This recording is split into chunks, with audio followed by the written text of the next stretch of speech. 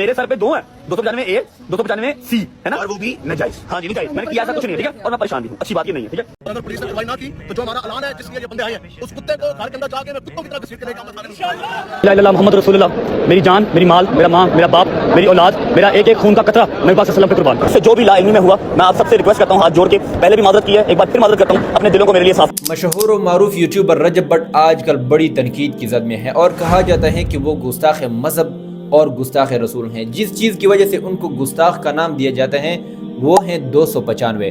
اب 295 کیا ہے؟ 295 اس شخص کے اوپر لگائے جاتے ہیں جو شخص کسی مذہب کی توہین کر لیتا ہے, پھر وہ توہین چاہے الفاظ میں ہو چاہے حرکات میں ہو.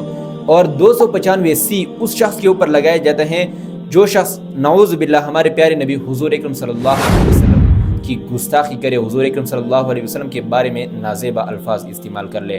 تو حالیہ دنوں میں رجب بٹ نے ایک پرفیوم لانچ کیا جس میں انہوں نے کہا کہ مجھ پر 295A بھی ہیں اور 295C بھی ہیں, تو میں اس پرفیوم کا نام 295 رکھ رہا ہوں. اس پر لوگوں نے چیخنا شروع کر دیا اور کہا کہ یہ گستاخ نبی ہیں, گستاخ مذہب ہیں, کہ انہوں نے مذہب کی گستاخی کی تھی, نبی کی گستاخی کی تھی, اس کے باوجود پرفیوم کا نام بھی یہی رکھ دیا ہے, یعنی یہ اس پر فخر محسوس کر رہا ہے. جبکہ انہوں نے اپنے ویلاگ میں کہا تھا کہ یہ ناجائز کیسز تھے, غلط تھے, جھوٹے تھے, اچھے نہیں تھے, فخر محسوس نہیں کر رہا ہوں. جب انہوں نے یہ بات کہہ دی تو بات ختم ہو گئی ہے. میرے سر پہ دو ہیں, 295A 295C ہے نا, اور وہ بھی نجائز. ہاں جی نجائز. میں نے کیا ایسا کچھ نہیں ہے, ٹھیک ہے, اور میں پریشان بھی ہوں, اچھی بات یہ نہیں ہے, ٹھیک ہے. اب اگر یہ کہتے کہ ہاں یہ ٹھیک تھے تو پھر یہ فخر محسوس ہونے کی بات تھی, لیکن لوگوں نے اس کو معاف نہیں کیا اور کہا کہ آپ گستاخ نبی اور گستاخ مذہب ہو.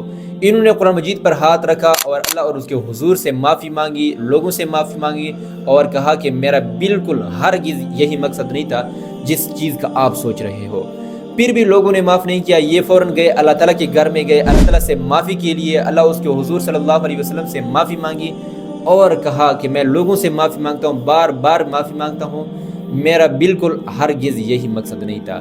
جب کوئی شخص اللہ کے دربار میں حاضر ہو جائے, اللہ کے گھر چلا جائے, معافی مانگے, تو اللہ تعالیٰ تو اس کو معافی دے دیتے ہیں, لیکن یہ زمینی خدا جو بیٹھے ہوئے ہیں یہ آسانی سے کسی کو معاف نہیں کرتے ہیں. یہ تو کسی علامے کو, کسی بزرگ کو بھی آسانی سے معاف نہیں کرتے ہیں, تو پھر رجب بٹ کیا چیز ہے؟ میں رجب بٹ کے حق میں بالکل نہیں ہوں. رجب بٹ کے جو کام غلط تھے ان کے خلاف بھی میں نے ویڈیو بنائی ہے, لیکن اب یہاں حق بات کی تقاضا یہ ہے کہ جو شخص قرآن پر ہاتھ رکھ رہا ہے کہ میرا یہ مقصد نہیں تھا, میں تو کہتا ہوں یہ ناجائز اور غلط ہے, بیت اللہ کے سامنے کھڑا ہو رہا ہے, معافیا مانگ رہا ہے, تو اس شخص کو معاف کر دینا چاہیے.